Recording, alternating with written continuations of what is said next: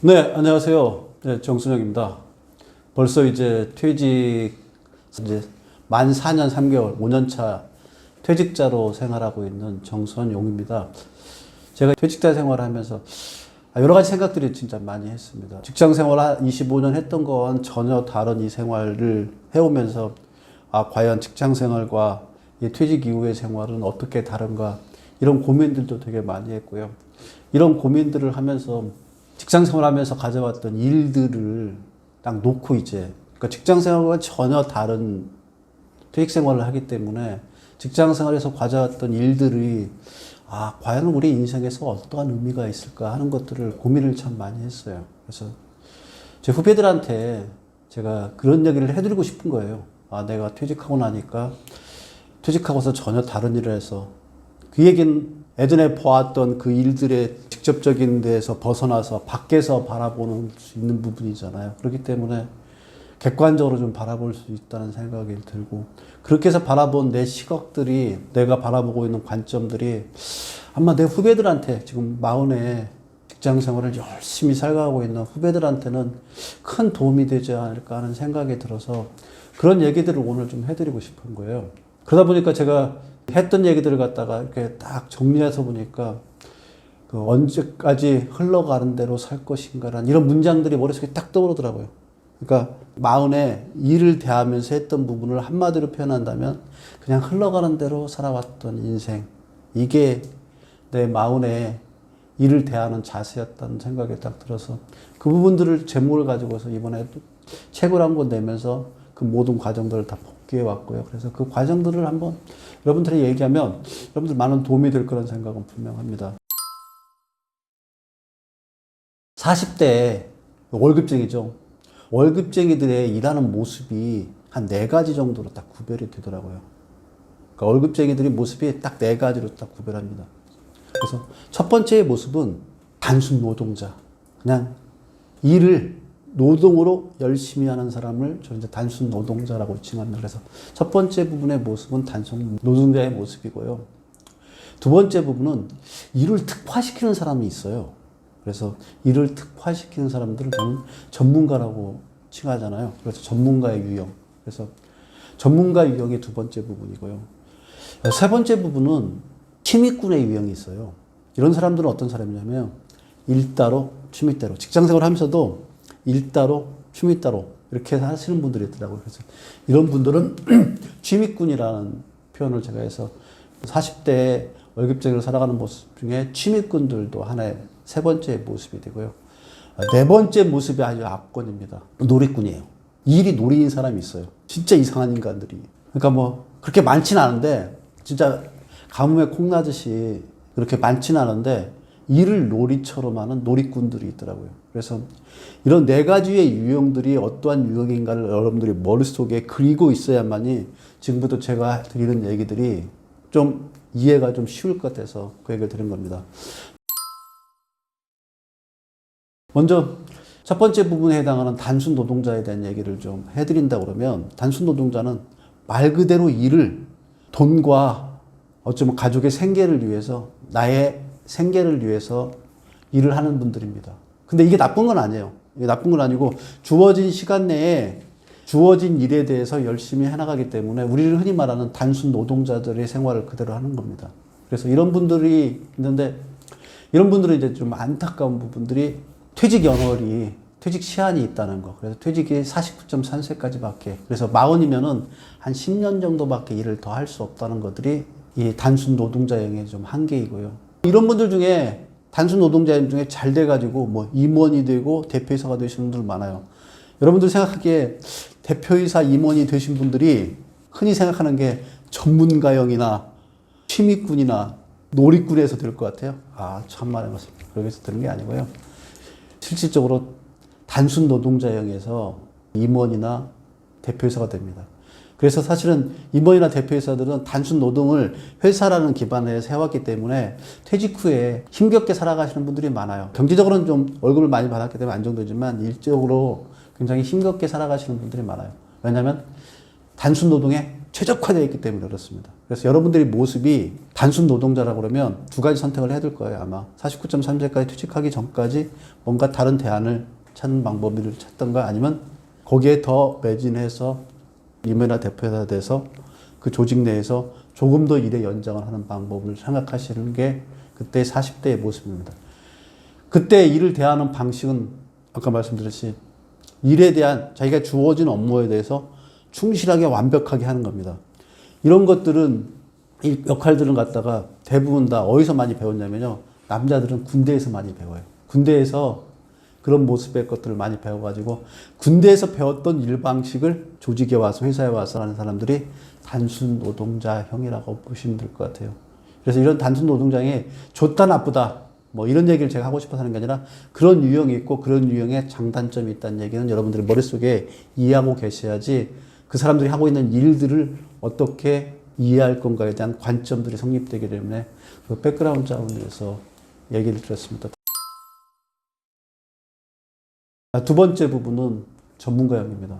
어떤 분야를 맡게 되면 그 일을 갖다가 특화시켜가지고 전문가로서 거듭나는 사람들이 있어요. 뭐 예를 들어서 설명한다면 대부분 다 이제 초창기에 어떤 산업이 어떤 특화된 분야가 형성되는 시기에 그런 현상들이 많이 벌어지는데 예전에는 온라인 전문가들이 거의 없던 시절에 저희 유통업체에 있는 중에서도 오프라인에서 온라인에 대한 공부를 하는 사람이 있었어요. 근데 대부분 다 안 해요. 온라인 저까지 거. 솔직히 저도 그랬으니까. 근데 이게 온라인이 뭔가 될 것 같다 그래서 온라인의 업무에 대해서 특화시키는 사람들이 있어요. 거기에 몰입하고. 심지어는 지금 같은 시기면 AI에 대해서 아마 몰라도 되는데 AI에 관련된 것들이 직무 중에서 어떤 역할을 할 수 있는 부분이 생길 수가 있을 거예요. 그러면 그때 AI를 활용해가지고 사무의 효율을 높일 건가 하는 것들을 전문적으로 특화시키는 사람들이 분명히 생겨요. 그런 사람들이 이제 전문가형이에요. 그러니까 일을 특화시켜서 본인이 전문가형으로 가는 모습이 있습니다. 이런 사람들은 다른 사람들이 다 퇴직하는데 대개 보면은 다른 데로 재취업이 잘 되더라고요. 특히 스카우트 돼가지고. 제가 보았던 온라인 전문가 같은 경우에는 일을 특화시키는 온라인 전문가는 지금은 온라인 시장이 너무 커버리니까 그쪽에서 오프라인과 온라인을 다 동시에 경험했고 거기에 대해 특화된 사람이니까 몸값 비싸게 팔려다니더라고요. 지금 저하고 나이 비슷한 나이인데 아직도 임원을 하고 있어요. 임원만 18년인가 했다고 하더라고요. 그렇게 될 수 있게 특화시키는 건 일을 바라보는 관점을 그때 그렇게 바라봤기 때문에 가능하리라고 생각합니다. 그래서 전문가형의 두 번째 부분에 대한 것들이 보여지고요. 세 번째는 이제 일 따로 취미 따로 이런 사람이 꼭 있어요. 직장에 오면. 저도 약간 일 따로 취미 따로인 사람인 것 같아요. 무슨 일을 열심히 했긴 했는데 그 일을 통해 가지고 글쓰기에 대한 소재도 발굴하고 하면서 일과 취미를 갖다가 분리시키는 역할들을 해서 취미에 대한 것들을 조금은 전문화시키고 경험적으로 내재화시켰던 분들이 있더라고요. 이런 유형이 아마 많이 있을 거예요. 아마 회사에서 지금 제가 봐왔던 사람이 저같이 이제 글쓰기 하는 사람이 있었는데 또 어떤 사람은 부동산에 그렇게 관심이 많아가지고요. 부동산에 관련된 책도 많이 읽고 임장도 다니고 공인중개사 해가지고 시험까지도 보더라고요. 이렇게 해서 그쪽에 대해서 특화시킬 수 있게 그렇게 만들어 놓으니까 나중에 퇴직하고 나니까 그 취미가 바로 직업이 되더라고요. 그래서 그런 유형에 계신 분들은 일을 바라볼 때 어떻게 바라보느냐가 달라요. 취미라는 프레임 안에 놓고 일을 바라보기 때문에 저는 다른 모습으로 바라보는 사람들이 있다는, 그래서 일의 모양이 또 다른 모습들이 충분히 있다는 사실들을 인지하게 여러분들한테 해드리기 위해서 얘기했습니다. 이제 마지막 네 번째 모습, 진짜 특이한 인간이에요. 일이 놀이인 사람이 있어요. 놀이꾼 유형이 있습니다.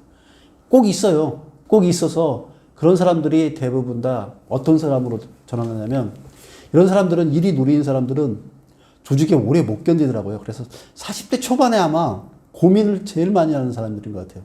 내가 일을 갖다가 조직 내에서 하는 것들의 한계에 나를 갖다 가두지 말고 내가 할 수 있는 일들을 하기 위해서 창업으로 나가는 사람들이 되게 많아요. 일이 놀이인 사람은 창업을 하는데 아주 최적화된 사람들이에요. 그러니까 40대 월급쟁이 중에 놀이꾼 같은 사람들이 반드시 있어요. 근데 이 사람이 어영부영 해가지고 50이 딱 넘어가면은 창업을 하는데 실패하더라고요. 근데 그때 당시에 40대 초에 딱 판단하고서 창업으로 딱 뛰쳐나가면 제2의 인생을 갖다가 창업 쪽에서 하더라고요. 이런 사람들은 막 일이 그냥 재밌는 거예요.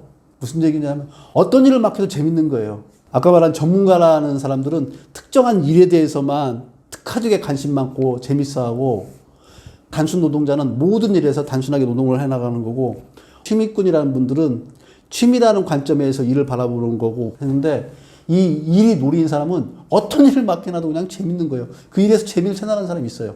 가장 대표적인 게 우리가 잘 알고 있는 분들을 얘기한다면 아마 스티브 잡스 같은 사람이 그런 사람일 거예요.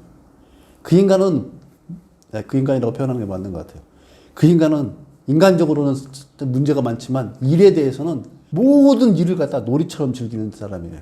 그래서 이렇게 놀이처럼 즐기는 사람까지 이렇게 4가지 유형이 40대의 직장인들을 보면서 과연 내가 어느 유형인가, 내가 어느 유형에 적합한 인간인가를, 꼭 이건 뭐 MBTI 같은데 내가 MBTI 중에 일의 유형이 내가 단순 노동자형이야, 아니면 내가 전문가형이야, 아니면 내가 취미꾼의 형이야, 아니면 내가 놀이꾼의 형이야.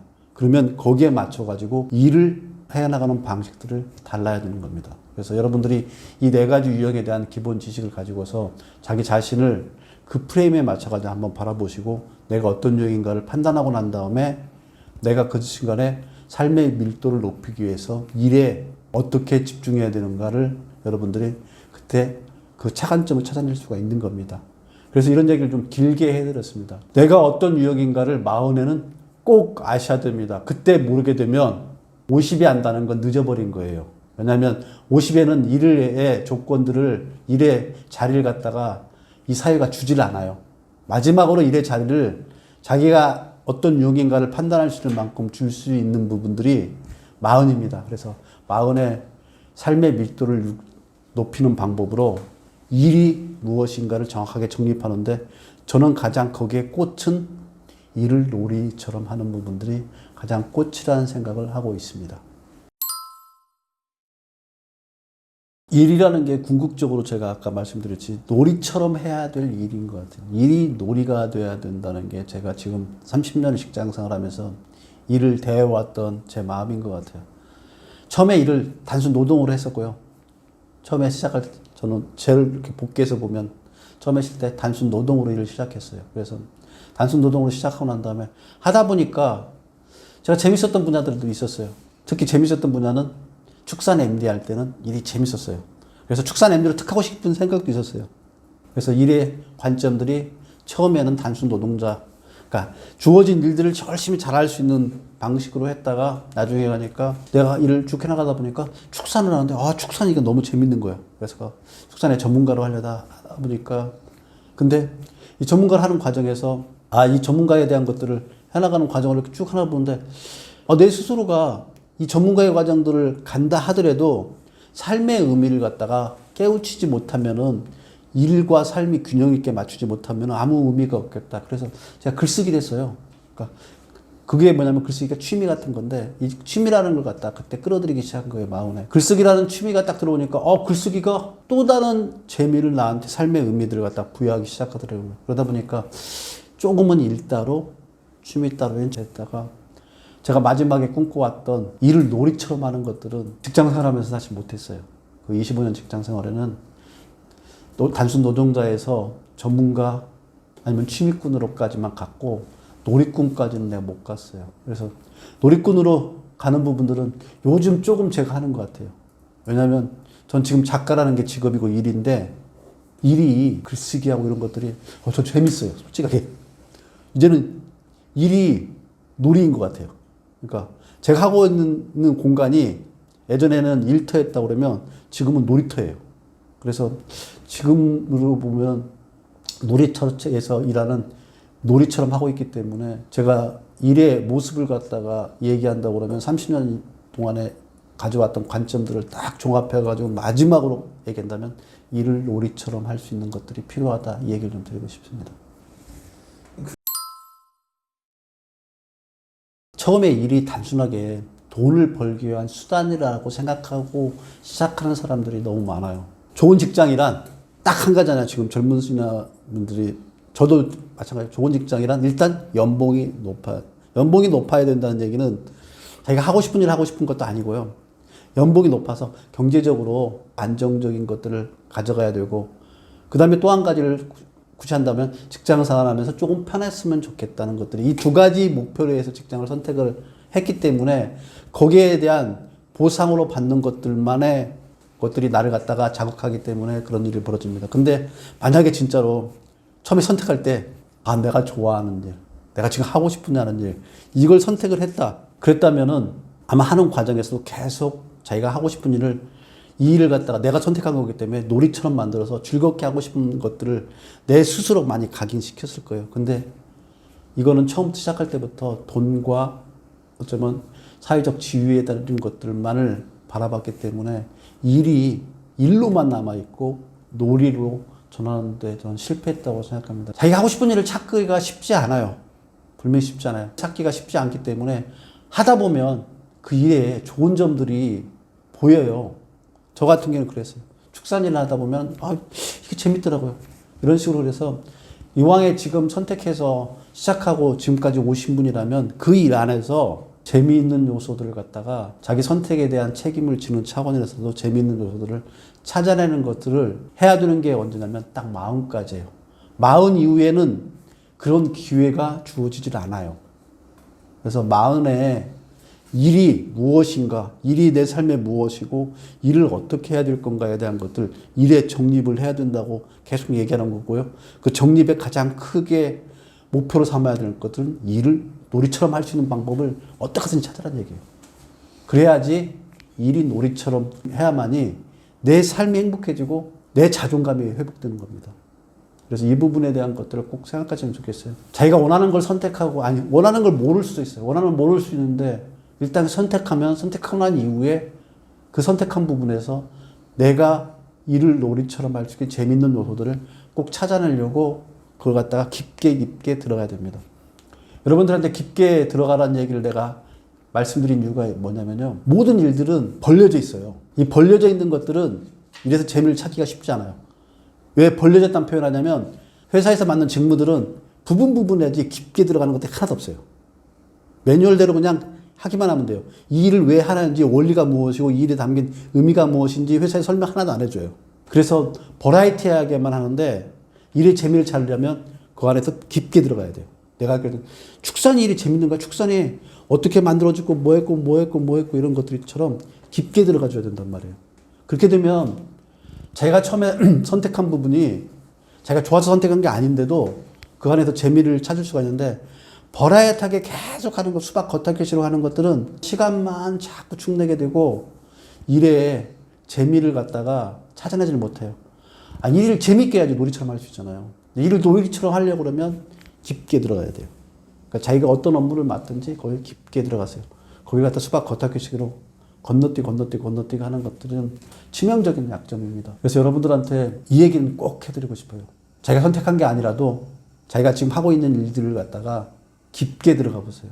그러다면 그 일에서 그 일을 갖다 사랑할 만한 요소들, 그런 부분들이 그 일이 안에서 축 나옵니다. 제가 25년, 30년까지 이렇게 일을 하다 보니까 일이 재미없는 일이 하나도 없더라고요. 막상 하다 보면. 저는 이걸 이렇게도 표현합니다. 예전에는 길가에 피어있는, 봄에 피어있는 꽃들 전체를 다 봐도 다 아름답잖아요. 근데 요즘은 자세히 들여다보니까 진짜 요만하게 생긴 조팝꽃이라고 있거든요. 이 꽃도 예쁘고요. 개망초 꽃도 예쁘고요. 다 예쁘더라고요. 그 예쁨을 발견할 수 있게 여러분들이 일에 깊이를 한번 더해서 보시는 부분들이 저희가 하고 있는 일들에서 바라봐야 될 중요한 관점이라는 생각이 들었습니다.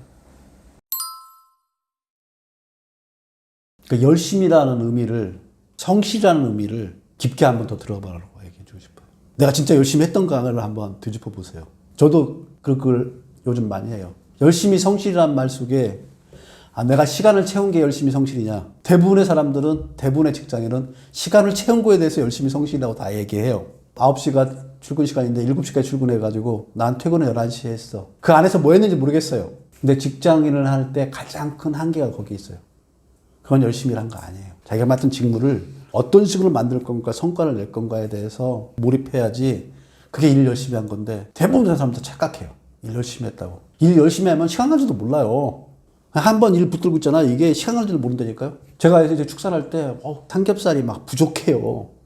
그래서 삼겹살을 확보하려고 강원도에 갔다가 전라도에 갔다가 거기 가가지고 농가들한테 가서 얘기하고 이게 액션인데 농가들한테 담당 바이어 팀장이 와가지고 우리 너무 돼지고기 좋아서 이 돼지고기들은 저희가 다 판매하고 싶습니다. 가는 거하고 안 가는 거하고 그 중간에 있는 유통상들이 물건을 구매하는데 파격이 잘 나요. 전 그걸 다 했어요. 재밌어서. 시켜서 한 게 아니에요. 그러니까 다른 사람들은 7시에 출근해가지고 9시에 퇴근하는 거 걱정만 하고 사무실에 앉아가지고 직원들한테 전화하고 뭐하고 하는 걸로 시간을 보내면서 업무를 했지만 저는 현장에 가서 그래서 삼겹살을 실제 도축하는 과정도 제 눈을 바라보고 그렇게 일을 했단 말이에요. 이게 일의 깊이가 되어지는 거예요. 그렇게 했던 것들 때문에 저는 지금도 축산에서 얘기하면 다른 MD들보다 깊게 얘기할 수 있어요. 돼지가 어떻게 키워지고 어떠한 유통 과정을 거쳐가지고 여기에 오고 이게 어떠한 상품화 과정을 거쳐가지고 고객들에 들어가고 고객들이 어떻게 먹으면 맛있는가에 대한 깊이가, 일의 깊이가 더해지는 겁니다. 이게 열심이에요. 근데 대부분 시간을 때우는 것에 열심이라고 생각하고 있다면 여러분 저는 차라리 긴 시간 일하지 않아도 돼요. 자기가 진짜 하고 싶은 일들을 열심히 하고 쉴 때 쉬세요. 저는 두 번째를 못했어요. 열심히 일하고 쉬는 것들을 못해서 그게 좀 답답하다는 생각들을 많이 했어요. 이게 쉬는 것들을 못했을 거면 나중에 무슨 일이 뭐냐면 번아웃이 일어나요. 근데 대부분의 사람들은 시간을 열심히 때우는 것들에 지쳐가지고 일을 열심히 하는 것 때문에 번아웃이 드는 게 아니라 그 시간을 견디는 것 때문에 번아웃이 오는 경우도 많아요. 근데 차라리 번아웃이 되려고 그러면 빠져가지고 몰입하는 데서 번아웃이 되세요. 그건 일을 놀이처럼 하면 번아웃도 안 돼요. 저 축산팀장 한 3년 했는데 3년 동안 거의 쉬지도 못했는데 그때는 훨씬 더 열심히 왕성하게 더 에너제틱하게 한 것 같아요. 그러니까 자기가 좋아하는 것들은 더 에너제틱하게 할 수밖에 없고 놀이처럼 하는 사람은 할 수밖에 없으니까 여러분들이 열심히 했다는 표현보다 내가 이 일에 진짜 빠져들었는가를 한번 되짚어 보라고 지금 40의 월급쟁이 분들한테 얘기해 드리고 싶습니다. 가장 근원적인 차이는 아까 얘기한다 그러면 철새는 놀이꾼과 같은 사람이에요. 텃새는 단순 노동자 같은 사람이에요.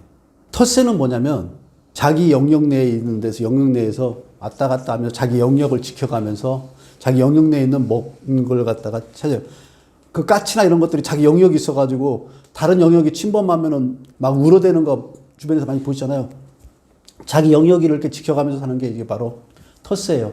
근데 텃새 같은 직장인들 많아요. 근데 텃새 같은 직장인의 한계는 뭐냐면 요만한 바운드리 내에서만 있기 때문에 일의 성과도 못 낼 뿐만 아니라 자기가 해야 될 일들을 갖다 몰라요. 근데 철새는 어떤가요? 저 베트남에부터 여기까지 오는 게 제비가 베트남 갔다 오는 거 아시죠? 지금 우리나라는 제비 다 사라졌는데 베트남까지 갔다 오는 거 아니면 도요새 같은 경우에는 저 히말라야까지 좀 갔다가 여기까지 온다고 하더라고요.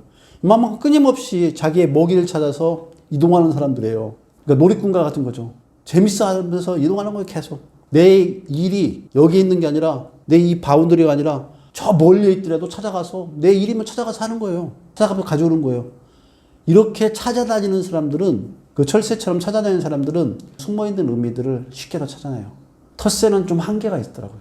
이 바운드리 내에서만 계속 있기 때문에 시야가 좁혀져서 우물 안에 개구리 같이 드는데 철새처럼 계속 일을 찾아서 먹이를 찾아서 가는 게 일을 찾아서 가는 거고 똑같거든요. 그런 친구들은 반드시 일의 성과를 갖다가 만들어내더라고요. 그리고 일의 의미들을 만들어내고. 그래서 지금 40대에 계신 여러분들이 직접 월급쟁이 하면서 가장 경계해야 되는 거는 텃새처럼 일하는. 왜 40대에 텃새처럼 일하지 말라고 얘기했냐면 40대 되면 텃새가 굳건해요. 직장 내에서 한 10여 년 일해왔기 때문에 팀장 정도 자리가 되고 하기 때문에 요 바운드리 내에서만 딱 지키고 있으면 월급 따박따박 나오고 자기 사회적 지위 따박따박 주어지기 때문에 여기에 안주하게 되니까 그래요. 이때 철새처럼 나의 가능성이 어디에 있는가 찾아서 먹이를 찾아서 가셔야 됩니다. 그래야지 여러분들이 일에서 논리적 요소들을 갖다가 찾아낼 수가 있는 겁니다. 철새가 훨씬 더 다이나믹하지만 재밌게 살아요. 철새처럼 움직이면서 살아가는 게 인생은 어느 데 고여서 살 수가 없더라고요. 제가 이렇게 돌아보서 보니까. 그래서 고여서 살 수가 없기 때문에 계속 이동하세요. 이동하다 보면은 자기가 어떤 모양의 결인가를 갖다가 일의 속에서 발견해낼 수가 있습니다. 그게 자기의 잠재력을 발견하는 거기 때문에 철새처럼 일을 하세요. 40대 여러분 꼭 철새처럼 일을 하시기 바랍니다. 그러니까 직장 생활을 열심히 했다는 건 단순 노동자를 했다는 얘기잖아요. 단순 노동자를 했다는 얘기는 이게 무슨 얘기냐면 단체전에 익숙한 사람들이에요. 그래서 심지어는 임원들 대표이사 퇴직하신 분들이 밖에 나와서 퇴직 후에 힘들어하세요. 그러니까 일의 결이 달라서 그래요. 단순 노동을 하는 일들의 결들과 밖에 나와서 하는 일들의 결들은 완전히 차원이 달라요. 그래서 일의 결이 달라서 견디지 못하기 때문에 그래서 꼭 성공한다고 볼 수 없어요. 그래서 이런 부분들은 여러분들 잘 아셔야 돼요.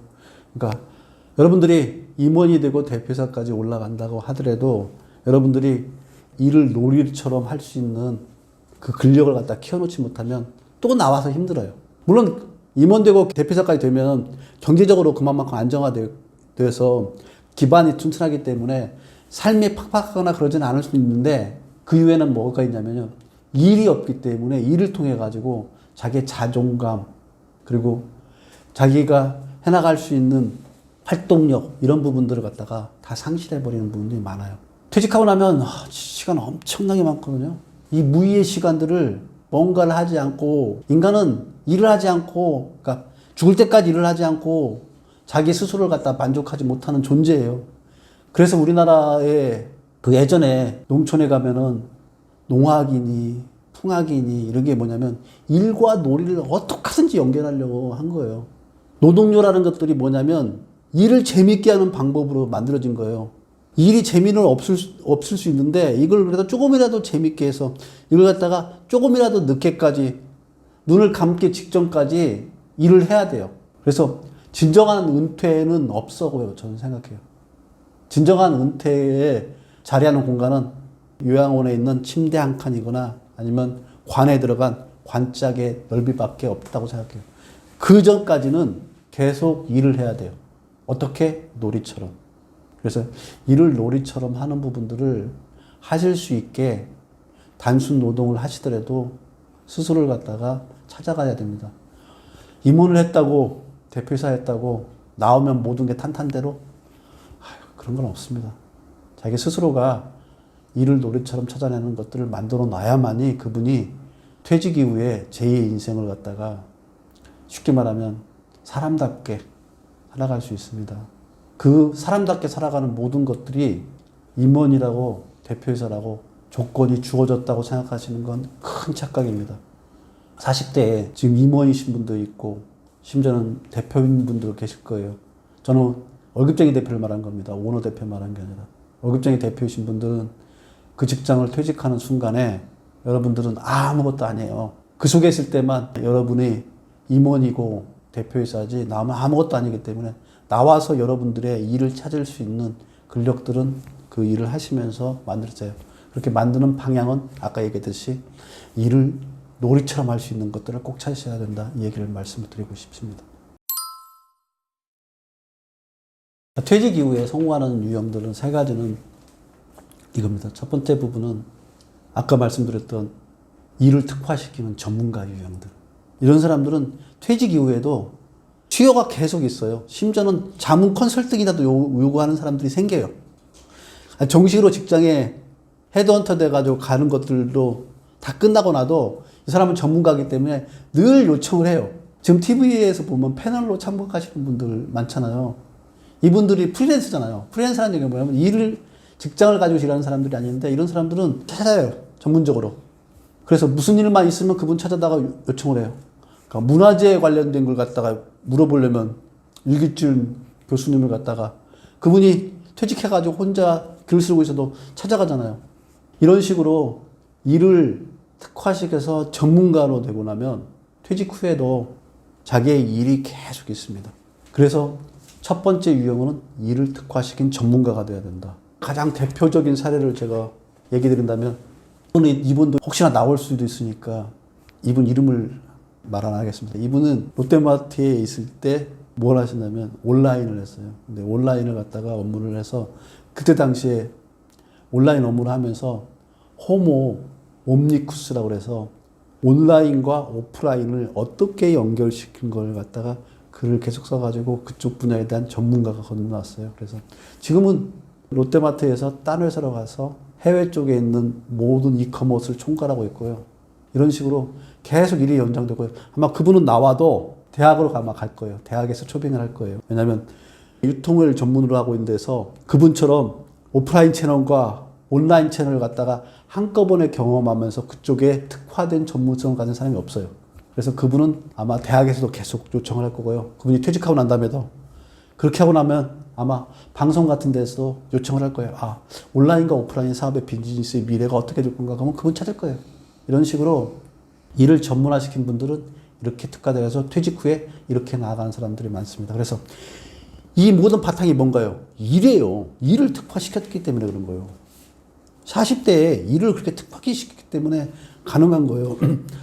근데 흔히 뭐 재택하고 뭐 이런다면 일을 열심히 안 하고 뭐 다른 데 투자해가지고 해야 된다. 이런 얘기들 많이 하는데 퇴직 준비에는 이 일을 특화시키는 부분들이 굉장히 중요한 부분이에요. 그래서 제가 강조를 하는 겁니다. 일을 특화시켜서 전문가로 되세요. 두 번째 부분은 퇴직 후에도 그래도 잘 나가는 사람들을 보면 일 따로 취미 따로 이런 사람들이 꽤 많아요. 그러니까 일을 하면서 그때 취미도 보강시킨 사람들이 많아요. 그래서 일과 취미가 하나로 연결돼 버리는 거예요. 그 대표적인 얘기를 들은다면 제가 그냥 예를 들게요. 저는 유통회사에서 축산 구매라는 일들을 해왔던 사람이에요. 근데 그때 하면서 취미로 글쓰기라는 걸 했어요. 그래서 지금은 제가 건국대 식품유통공학과에서 박사과정을 하고 이제 논문을 이번 연도에 쓸 거예요. 1학기 이제 논문을 쓸 건데 그렇게 되면 어떻게 되냐면 일이라는 것과 취미라는 것들이 하나로 연결돼 가지고 제가 박사과정이 되면 교수로 나갈 수 있고 또 다른 다양한 영역대에서 컨설팅에 대한 영역으로 나갈 수도 있어요. 그래서 글쓰기란 취미라는 것들이 내가 만약에 없었다면은 그냥 축산에 대한 업무에 대한 지시만 있었다면 이렇게까지 확장되지 못했을 거예요. 그래서 여러분 중에 일을 하면서 취미를 따로 있는 걸 가지고 있다가 일과 취미가 하나로 연결되게 그렇게 만들어낸다고 그러면 퇴직 후에 더 빛나는 사람이 분명히 됩니다. 퇴직 전에 이제 직장 다니면서 하는 분들은 이제 별빛이라고 그래가지고 환하게 이렇게 직장에 후광을 비춰주니까 막 후광이 이렇게 확 들어가지고 환하게 비치는데 퇴직하잖아요. 그러면 반딧불처럼 자기 스스로 빛을 내기 때문에 은은하면서 저 멀리에서 보면 따뜻하게 이렇게 비춰지는 걸로 바뀌어요. 그래서 직장에 다니면서 월급쟁이 할 때 일 따로 취미 따로 하면서 일과 취미를 갖다가 하나로 연결될 수 있는 부분들을 갖다가 가지고서 퇴직한다고 그러면 그 사람은 퇴직 후의 인생이 퇴직 전의 인생보다 더 빛날 수도 있고 더 밝을 수도 있다는 부분들을 말씀을 드릴 수 있습니다. 세 번째 부분은 일을 놀이처럼 하는 사람들. 이런 사람들은 어디 가도 가장 빛을 발할 수 있는 건 창업이겠죠. 근데 어디를 가도 일을 놀이처럼 하는 사람은 직장에 있는데 아까운 거예요. 그 사람이 직장 안에서 쏟아붓는 거는데 그 사람이 실제로 받아가는 건 10밖에 안 되잖아요. 그러니까 아까운 거예요. 그런 사람들은. 그러니까 직장을 오히려 나오면 더 잘 돼요. 창업을 해서도 잘 되기도 하고 다른 일을 하더라도 더 잘 되기도 해요. 그래서 일을 놀이처럼 하는 사람들이 대부분 다 한다면 성공합니다. 그 가장 대표적인 분은 정주영 회장님이겠죠. 정주영 회장님은 창업한 이후의 모습만을 얘기하는데 정주영 회장님이 쌀집을 하셨잖아요. 그 쌀집을 할 때 그 스토리를 갖다가 책으로 읽었는데 그런 분은 일이 놀이인 거예요. 쌀 배달하는 거. 쌀 사려면 손님들 다 일일이 하고 저분은 쌀을 찰지는 건 좋아한다. 어떤 걸 좋아한다. 그리고 그분들한테 어떻게 언제까지 가져다 주는 거에 대한 약속을 철저하게 지키고 그러니까 일이 무조건 재밌는 거예요. 그러니까 쌀집을 해서 재밌게 하다 보니까 나중에 자동차도 재밌게 만드는 거고 배도 재밌게 만드는 거고 그러니까 경부고속도로 재밌게 만드는 거예요. 그러니까 그런 분은 어디를 갖다 놔도 모든 게 일이 놀이기 때문에 재밌는 거예요. 아 그렇게 하면은 아까 그 얘기했듯이 그 번아웃 돼가지고 이 사람이 탈진해가지고 살 거다? 아니에요. 오히려 거기서 더 힘이 나요. 사람이라는 게 묘해서 자기가 막 재밌어서 막 일을 해나가잖아요. 그러면 이 재밌는 것들이 인생을 더 즐겁게 해줘요. 그래서 흔히 이런 얘기 하잖아요. 그 워크 앤 라이프 밸런스. 막 한때 많이 유행했잖아요. 워크 앤 라이프 밸런스에서 적당히 칼퇴근하고 나와서 삶을 즐기겠다. 이게 워크 앤 라이프 밸런스. 그러니까 일과 삶의 균형적인 감각을 만든다고 그러는데 워크 앤 라이프 밸런스 가장 잘 만든 방법 제가 하나 알려드릴까요? 일을 놀이처럼 하는 겁니다. 이러면 다 재밌어요. 이렇게 하다 보면 이런 분들이 집에 가서도 가족들하고의 관계에서도 소홀할까요? 절대로 아닙니다. 가족들하고도 재밌게 해요. 모든 생활 자체를 재밌게 하는 거예요. 아니, 일도 재밌게 하는 사람인데 집에 가서 아이들하고도 재밌게 안 놀까요? 재밌게 놀아요. 그래서 일을 놀이처럼 하는 부분들을 하는 것들이 그만큼 중요하다는 얘기를 말씀을 드렸습니다. 그래서 이렇게 세 가지 유형. 첫 번째 유형. 일을 특화시킨 전문가로 가든가, 일 따로 취미 따로 하면서 취미꾼으로 가든가, 일을 놀이처럼 하는 놀이꾼이 되든가, 이 세 가지 유형이 되신 분들이 퇴직 후에 대부분 다 더 빛나고요. 단순 노동자형으로 가신 분들이 퇴직 후에 좀 많이 힘들어 하세요. 왜냐하면 직장생활의 일의 결과, 퇴직 후의 일의 결들이 다르기 때문에 그렇습니다. 이런 분들의 이해를 하고 여러분들이 지금 직장생활 하면서 내가 어떠한 준비를 할 건가를 꼭 짚어보시길 바랍니다. 그런 얘기 있잖아요. 열심히 한다는 부분들을 얘기할 때 시간만 열심히 한다는 사람들이 얘기를 했잖아요. 이것도 마찬가지예요. 일 따로 취미 따로를 못하는 사람들이 일의 방식에 문제가 있는 사람들이 대부분 다 그래요. 오히려 일 따로 취미 따로를 만들어낼 수 있는 사람들이 일의 방식이 훨씬 더 효율적이에요. 왜냐하면 취미라는 게 단순한 취미가 아니거든요. 자기가 좋아하는 일을 해나가다 보면 그 취미가 가지고 있는 일의 원리들이 일하는데 엄청 큰 도움이 돼요. 글쓰기라는 게 취미가 강조했던 이유가 그거예요. 글쓰기를 하다 보면 내가 일을 더 잘할 수 있는 것들이 보여요. 그래서 많은 분들 중에 취미가 일과 연결이 안 된 별도의 자기가 좋아하는 거라고 생각하는데 어떤 분들은 취미를 통해서 일을 갖다가 더 극대화시키는 사람들이 많아요. 제가 아까 부동산 관심 많고 부동산 공인중개사 관심 많았다는 분 얘기했잖아요. 이분이 어느 부서에 있었던 분이냐면 개발부서에 있던 사람이에요. 그분이 거기에 관심이 많았기 때문에 개발부서의 업무가 더 효율적이에요. 근데 당장의 회사에서 요구하는 개발이라는 건 특정 지형에, 특정 사이트에, 특정의 물건을 갖다가 찾는 것들이기 때문에 그런 공부했던 것들이 직접적으로 바로 도움이 되진 않아요. 그러나 땅을 보는 눈, 부동산 개발이 어떻게 이루어지는가에 대한 전반적인 이해, 부동산 트렌드가 어떻게 가는가의 이해는 취미를 통해서 했던 부분들이 이 일을 갖다가 더 보강하는 백그라운드 역할은 할 수 있단 말이에요. 그래서 일 따로 취미 따로인 것들이 제가 표현을 그렇게 한 거지 일 따로 취미 따로가 아니에요. 일을 하면서 취미를 통해서 일도 더 재미있게 하고 더 성과를 내는 거고 그걸 만들어가는 것들을 해야 된다는 얘기예요. 제가 취미꾼이란 표현을 하기 위해서 일 따로 취미 따로 말을 한 것뿐이고 실제로 취미꾼들 중에 일 열심히 하는 사람들이 더 많아요. 취미가 없는 사람이 단순 노동자인 경우가 많고요. 취미를 명확하게 가진 사람이 일도 더 잘해요. 자전거 동호회를 열심히 하는 사람들이 하고 있는 마케팅 부서에 있는 직원이 있는데 주말마다 자전거 동호회 가지고 가는데 거기서 만났던 사람들이 얘기했던 아이디어를 갖다가 거기서 주말마다 자전거를 탔기 때문에 몸에 신체적 단련됐던 힘들을 갖다 보태가지고 마케팅 업무에 대해서 더 잘하더라고요. 그래서 이 친구가 했던 기획들이 훨씬 더 훌륭하더라고요. 그러니까 취미를 가진 사람이 훨씬 더 잘해요. 심지어 이런 경우도 봤어요. 그 친구가 쌀엠디를 했는데 난 쌀엠디가 아니라 애완견 엠디 하면 잘할 것 같다. 나는 애완견에 관심이 있다. 취미가 있다. 그래서 이게 하니까 이 친구가 했을 때 시너지가 팍 나더라고요. 그러니까 일이 재밌어지고 일을 더 멋지게 하고 일을 더 깊게 하는 거예요. 그러니까 취미가 일하고 따로따로 논다는 걸 생각을 가져서 일하고 난 시간, 나머지 시간에 그 시간을 갖다가 찾아야 된다? 아, 바보 같은 생각. 찾아보세요. 일을 하는데 일에서 내가 취미를 할 만한 요소들이 분명히 있을 거예요. 심지어는 이런 친구도 있어요. 축산하던 MD인데 취미가 뭐냐면 고기 맛있는 집을 찾아가서 고기 맛있는 고기를 먹는 게 취미였었어요. 주말마다 계속 맛있는 고기 찾아 먹고 자기가 직접 요리하고 이렇게 하다 보니까 그러면 제가 팀장이라 그러면 이 친구한테 뭐라고 하겠어요? 이 취미 극대화시켜 더. 일하고 별도로 생각하지 마. 너 어디 가고 싶은 거 있으면 저 근무 시간에도 갔다 와. 저는 이렇게 배려해 줄 것 같아요. 회사는 그래요. 그래서 그렇게 일과 취미가 별개라는 생각을 가지 말고 취미 속에서 일을 더 강화시킬 수 있는 요소들을 찾아가는 사람들이 결국은 퇴직하고 난 다음에 성공을 합니다. 시간 핑계 대지 마세요.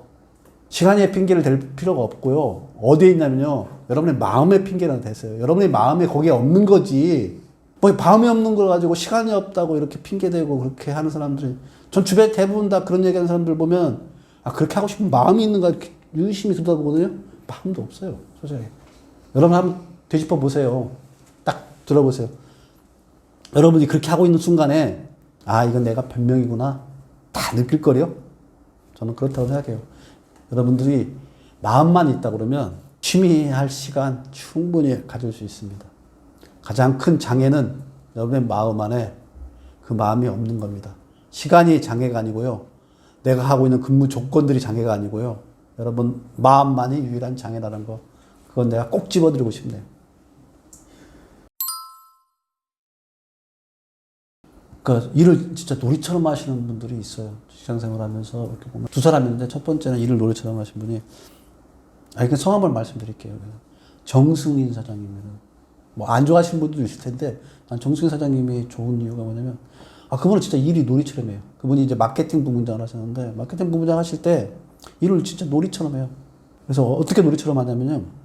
마케팅을 하는데 백화점에 경품을 만들어야 되는데 이 경품을 갖다가 대부분 다 경품하면은 얼마 구매 얼마짜리, 얼마 구매 얼마. 그래서 뭐 쇼핑백 하나 뭐 하나 이렇게 생각하는데 이분은 그런 경품 말고 우리 고객들이 꿈이라고 생각하는 걸 갖다가 경품으로 한번 내그러면 어떻겠어. 그래서 서민들의 가장 꿈이 뭘까? 난 서민들의 꿈이 내가 지금 꿈이 뭐냐면 서울시 아파트 갖는 거야. 그냥 아파트 한번 경품을 내자. 그러니까 다 줄 수 없으니까 추첨을 해가지고 하더라도 우리 한번 아파트라는 꿈을 갖다가 경품으로 할 수 있는 거 한번 해보면 좋지 않아? 이 아이디어가 나오더라고. 그러니까 이분이 일을 했다 그러면 한정된 일을 하셨다 그러면 그러니까 일을 일처럼 봤다 그러면 그런 생각 절대로 안 나와요. 일이 놀이에요. 이 일하면서 마케팅하면서 경품을 만드는데 독자들이 이걸 받는 순간에 감동할 수 있는 것들이 없을까? 그러니까 아파트가 나오고요. 요즘 아파트 유행하던데 그 아파트를 갖다가 경품으로 할 수 있는 생각을 한다는 건 일을 놀이처럼 하는 거고요. 두 번째 부분은 우주여행이 꿈인 사람들이 그때 계속 이제 언론조상이 나오니까 그래 이번에는 우주에 그러니까 일을 놀이처럼 막 하는 사람은 이렇게 새로운 아이디어를 많이 만들어내요. 그러다 보니까 이분은 이제 세븐일레븐 사장 하시다가 이제 퇴직하셨는데 다른 데도 지금 일하고 계세요. 지금 이제 한성기업에서 총괄 사장님을 하시면서 한성기업에 새로운 도약을 하는 것도 이분 여기 가서도 일을 갖다 그렇게 하시더라고요. 저번에 만나가지고 이렇게 얘기 나오는데 한성기업은 얘기하면 맛살만 생각하잖아. 근데 맛살만 하는 게 아니라 맛살 외에 다른 것들로 해서 진짜로 좋은 먹거리를 갖다 제공하는 회사로 좀 만들고 싶은데 나 요즘 그것 때문에 고민이 많다. 지금 종합식품회사로 갖다 완전히 탈바꿈했던 회사들 보면 CJ나 아니면 풀무원이나 대상이나 이런 데들은 대상 같은 데는 그냥 한 미원에서 시작해가지고 지금 이제는 종합식품회사로 했고 CJ도 마찬가지로 제일제당 밀가루에서 시작해 기름에서 했다가 지금까지 했잖아요. 이건과 마찬가지로 한성은 게맛살로 시작했지만 수산물로 시작했지만 종합식품회사로 아마 거듭나는 걸 난 이분은 할 거라고 생각해요. 왜냐하면 이분의 머릿속에는 일을 놀이처럼 하는 게 있어요. 이분이 일을 놀이처럼 하기 때문에 다른 CEO들하고 다르게 앞으로 나아가는 방향을 결정할 겁니다. 그래서 이분이 분명히 만들어낸 변화에 한성기업이 새로운 변화가 있을 거라는 생각을 저는 해서 그래서 정수진 사장님 얘기도 직접 드리고 한성기업도 얘기하는 이유가 뭐냐면 난 그분의 가능성을 믿기 때문에 이 자리에서 얘기했던 부분들이 분명히 조만간에 실현될 거라는 확신 때문에 이 자리에서 얘기 드린 겁니다. 그렇게 일을 놀이처럼 하시는 분들은 나와도 뭔가 달라요. 그래서 뭔가 다르기 때문에 이런 얘기를 합니다. 이 얘기를 하면 아마 여러분들도 그러니까 그분은 벌써 대표이사까지 되고 사장님이고 그러니까 그렇게 하지. 근데 그게 아니라 지금 얘기하는 사람 누구냐면요. 이동재라고 조리식품에 있던 친구인데 지금 나와서 사업을 지금 하고 있습니다. 이 친구는 초밥에 대한 관심들이 워낙 많아서 초밥에 대한 것들을 해가지고 초밥을 만들어서 그래서 지금 대형마트나 이런 데 납품하는 공장을 해서 납품을 하고 자기가 만든 걸 갖다가 실험하기 위해서 안테나샵을 만들어서 성수도 운영도 하고 이렇게 변해요. 이렇게 변한 이유가 뭐냐면 그 친구는 조리식품 할 때 진짜 일을 놀이처럼 하더라고요. 재밌어요. 막 매장에 가서 만들고 또 어느 공장에서 이거 만들었다 그러면 뛰어가서 어떻게 만드는지 구경하고 유통 과정을 쭉 쫓아다니면서 유통 과정에서 어떻게 변질되고 변질이 안 되고 이런 것들을 하는 걸 즐겨요. 그러니까 이 친구는 이제 일찍 나왔어요. 40 이전에 나와서 지금은 이제는 뭐 탄탄한 회사예요. 그렇게 퇴직 이후에 빚을 내는 사람들은 이렇게 일을 놀이처럼 했던 사람들이라서 여러분들 지금 하시는 일에서 재미있는 요소를 찾아서 일을 놀이처럼 하세요. 그게 안 된다 그러면 최소한 일에서 취미를 갖다가 발견하는 것들을 하시고요. 그것도 안 된다 그러면 일을 특화시켜서 전문가로 가시든지. 그것도 안 되면 더 차선의 방법이 일을 열심히 하셔가지고 직장생활을 갖다 오래 끌어가는 거예요.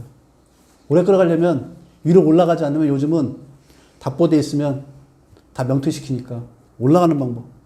이렇게까지 해서 기본적인 골격을 만들어놔야 된다. 그래야지 퇴직 이후의 삶이 퇴직 이후가 생각보다 너무 길어요.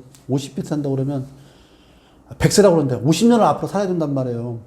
지금 50년, 지금 40년 살아왔잖아요. 근데 50대고 난 다음에 50년을 사는데 얼마나 더 긴 시간이겠어요. 이 시간을 견뎌야 되기 위해서는 자기 안에 최소한 일을 놀이처럼 할 수 있는 부분들이 명확하게 있지 않고서는 참 견뎌내기 힘들다. 이 얘기를 다시 한번 강조하고 싶습니다. 좀 유머는 그런 것 같아요. 뮤지컬 체어 게임이라고 해서 의자 앉기 게임이라 무슨 얘기냐면 오징어 게임을 보니까 있대요. 둥글게 하면 이렇게 회전이 돌아가는데 이 돌아가는 뒤쪽에다가 의자를 갖다가 처음에 50개 넣었다가 40개 딱 돌면서 음악이 멈추면 40개 안으로 앉아야 되고 40개가 또 한 바퀴 더 두 번 더 돌고 나면 30개, 20개, 10개. 그러면 임원을 올라간 자리는 50개로 시작했던 자리가 5개란 말이에요.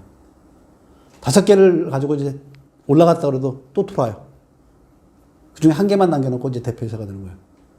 그러니까 이게 단순하게 일을 잘한다든가 뭘 잘한다든가 이런 것들이 아니라 돌다가 이렇게 돌다가 멈췄는데 앞에 의자 있으면 앉는 경우가 많아요. 그래서 운이라는 게 많이 작동을 한단 말이에요. 그래서 위에 임원이 되고 대표이사가 되는 건 운이 너무 많이 작동해서 그걸 되관두고에 너무 일비할 필요가 없어요.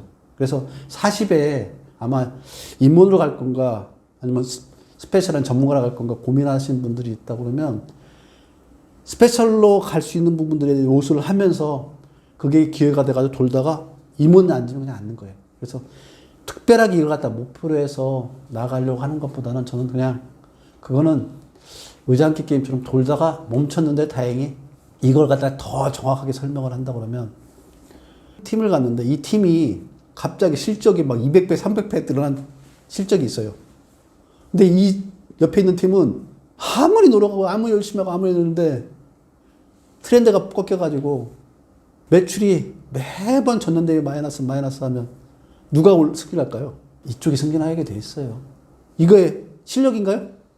아니 그 안에서 일을 열심히 해요? 아니면 그 자리에 가서 그 자리에 있을 때 그 자리에 기회가 왔기 때문에 그 자리에 앉기 때문에 그런 겁니다. 그러니까 이 사람한테 의자 자리가 배정이 된 거예요. 이걸 저는 행운 운이라고 보기 때문에 그 위에 올라갔을 때 그러니까 5자리를 놓고 한 자리를 놓고 할 때는 운이 작동을 합니다. 그래서 그 자리에 가는 것들이 일의 유무가 일의 연속성이 이제는 사라진 거예요. 그래서 일의 연속성이 생기는 것들은 딱 직원들이 있을 때까지니까 직원들이 있을 때 자기가 어떠한 유형의 일을 할 것인가에 대한 것들을 판단하셔야 돼요. 다시 한번 설명해 드린다면 단순 노동자일 것이냐 아니면 전문가가 될 것이냐 취미꾼이 될 것이냐 놀이꾼이 될 것이냐 이거에 대한 것들을 40에 명확하게 판단하시고 가시는 것들이 중요합니다. 우리가 흔히 말하는 꿈이 직장 내에서 뭐 임원이 된다든가 뭐가 된다든가 이게 꿈이 돼서는 안 된다는 얘기를 해드리고 싶어서 꿈에 대한 얘기를 하는 겁니다. 40 정도 되면 자기 안에서 빛나는 꿈을 찾아야 돼요. 내 안에 있는 내재되어 있는 가능성이 빛을 발하는 꿈을 꾸셔야 된다는 얘기입니다. 예를 들어서 설명을 한다면 내 인생의 나머지 인생에 나는 작가로서 살아가겠다. 그러니까 제가 가장 잘할 수 있는 분야가 작가니까 작가로서 살아가겠다. 그러면 작가로서 살아갈 수 있는 꿈을 갖다가 가져오는 겁니다. 작가라는 꿈을 실현하기 위해서는 뭐가 필요한가요? 작가로 나아갈 수 있는 길들을 갖다가 헤쳐나갈 수 있는 자기만의 내재된 힘들이 필요한 겁니다. 그래서 꿈이라는 거를 자기가 현재 가지고 있는 가고 싶은 도달하고 싶은 목표가 아니라 내 삶을 영위할 수 있게 만들어주는 힘으로서 생각을 하셔야 돼요. 저는 이제 가끔 가다가 이제 강연 이런 데를 많이 나가게 되면 강연 같은 데 갔을 때 보면은 남자한테는 그렇게 별로 없는데 여자분들 중에 그런 분들이 막 나는 지금부터 10년 안에 건물주가 되겠다, 뭐가 되겠다 이런 것들이 눈이 반짝반짝 빛나가지고 오시는 분들을 가끔 만나요. 아니면 어떤 분은 나는 작가가 되겠다. 아니면 어떤 분은 뭐 다른 일들을 하겠다. 이렇게 해가지고 눈이 반짝반짝 빛나는 분이 있는데 그게 뭐냐면 바로 꿈이라고 저는 생각해요. 꿈이 현실 속에서 나를 갖다 각성하는 역할들은 거기서 일어나요. 직장생활 해보지만 직장생활 40에 임원을 꿈꿔서 해야지 이런다고 자극이 되나요? 자기 삶을 뒤돌아보지 못하는 꿈이라는 건 아무 의미 없는 겁니다. 근데 나 이 꿈을 실현하기 위해서 의지적으로 뭔가 해보겠어 이러려고 꿈을 갖다 끌어내라는 얘기 아니라 그건 꿈이 아니라고요. 뭐냐면 내 삶을 되돌아보고 내 삶을 자극을 줄 수 있는 꿈이라는 것들을 스스로 이제 마음에는 만들라는 뜻입니다. 어찌 보면 목표를 꿈으로 생각하는 착각을 하는데 목표가 꿈이 아니라 꿈이라는 건 뭐냐면 나를 자꾸 이렇게 세워주는 끌어당겨주는 신의 힘 이게 꿈이라는 생각입니다. 그래서 여러분이 생각하는 꿈과 내 꿈이 약간 다를 수 있는데 저는 꿈을 목표가 아니라고 생각하고요. 나를 갖다가 지금 내 삶에서 끌어당겨주는 힘. 예를 든다고 그러면 내 몇 년 후에 어디까지 내가 뭔가를 이뤄내겠다 그러면 그 가기 위한 근력을 내가 만들어낼 수 있게 뭐가 땡겨줄 수 있느냐. 그게 바로 꿈이 되는 겁니다. 예를 든다고 하면 마라톤을 뛰겠다 그러면 마라톤이라는 걸 목표를 갖다가 세우고 그러면 42.195km를 뛴다 그러면 42km를 뛸 수 있게 만들어준 게 나를 끌어당긴 힘들이 있어요. 저도 이제 40에 마라톤을 도전해서 40.195km를 갖다 풀코스를 뛰는데 그때 그렇게 했던 가장 큰 이유가 뭐였냐면요. 우리 아들들한테 주말에 집에서 잠자고 있는 사람이 아니라 45.1km 뛰어주는 아버지를 보여주겠어. 그게 나를 끌어당긴 동인입니다.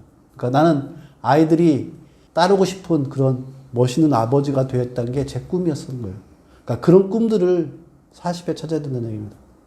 임원이란 목표가 나를 갖다가 일을 열심히 하게 끌어당겨 줄 수 있는 힘이 된다 그러면 임원이 꿈이 될 수 있는데 대부분은 그냥 목표점으로만 잡기 때문에 제가 이 얘기 드린 거고요. 그래서 자기가 일을 놀이로서 할 수 있게 자극을 줄 수 있는 것들이 뭔가 있다 그러면 그게 바로 꿈이 된다는 생각을 가지시면 됩니다. 그래서 꿈을 이렇게 데려와야지 마음부터는 나아갈 수 있어요. 왜냐면 저도 이제 40대 딱 되고 나니까 세상도 좀 적당히 알 것 같아.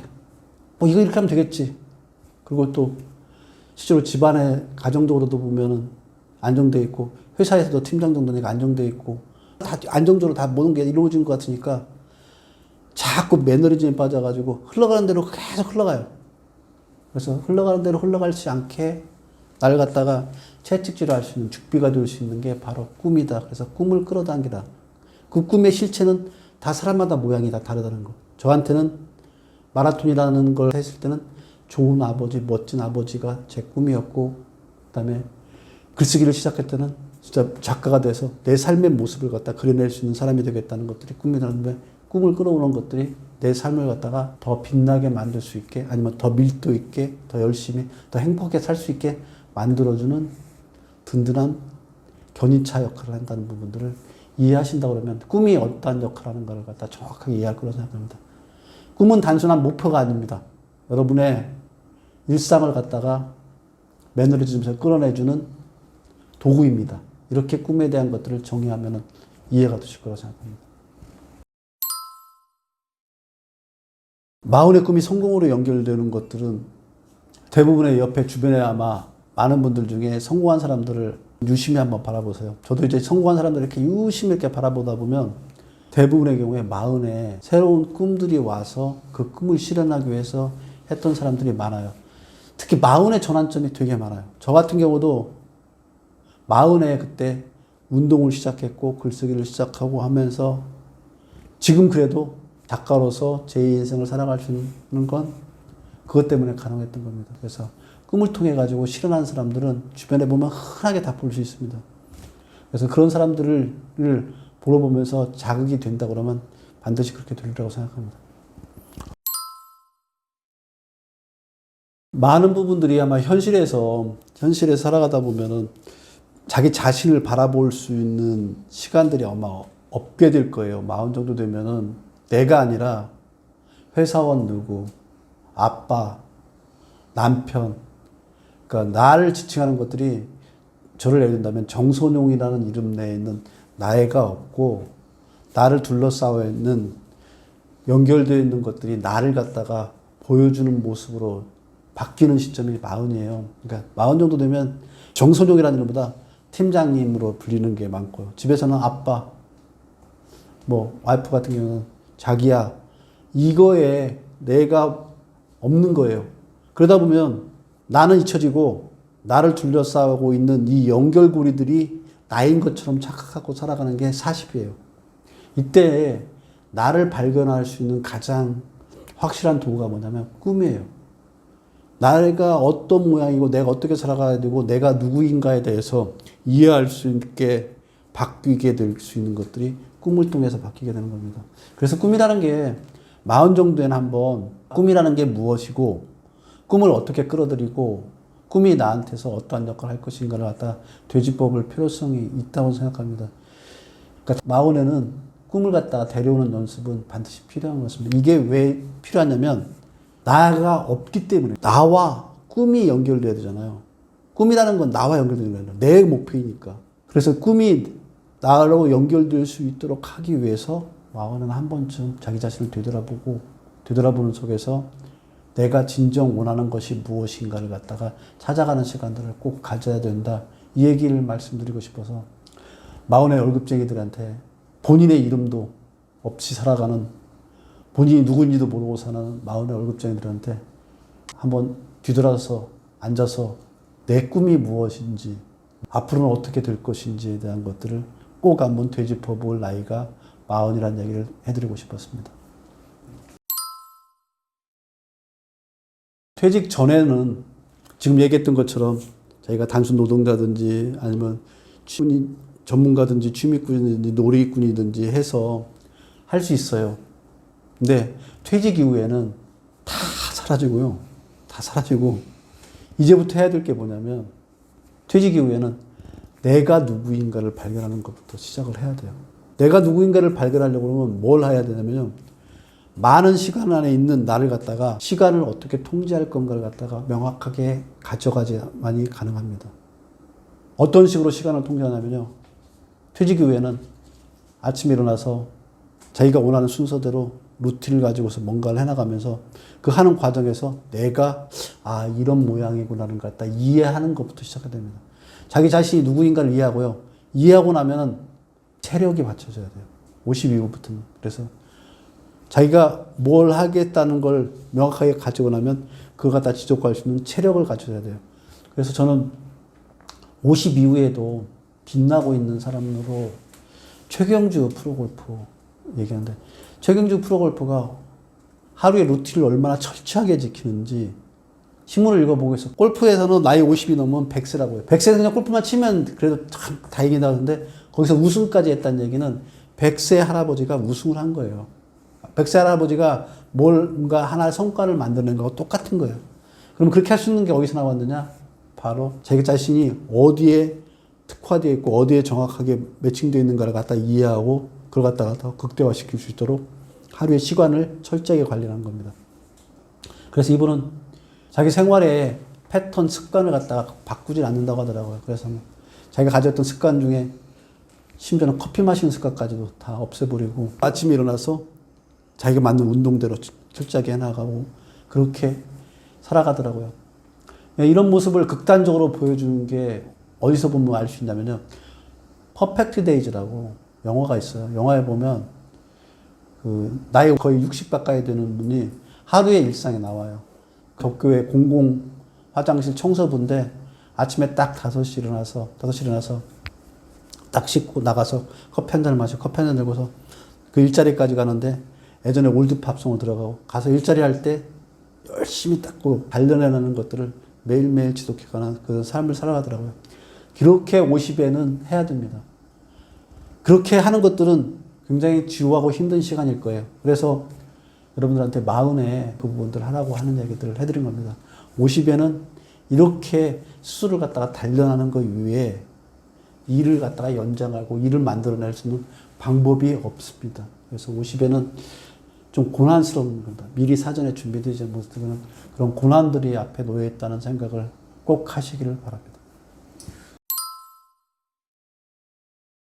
왜 이렇게 중요하게 일이란 무엇이고 일을 왜 해야 되고 어떻게 해야 되고 일이 내 삶에 어떠한 의미인가에 대해서 깊게 생각해야 되는데 왜 안 할까요? 저도 진짜 요즘 고민이에요.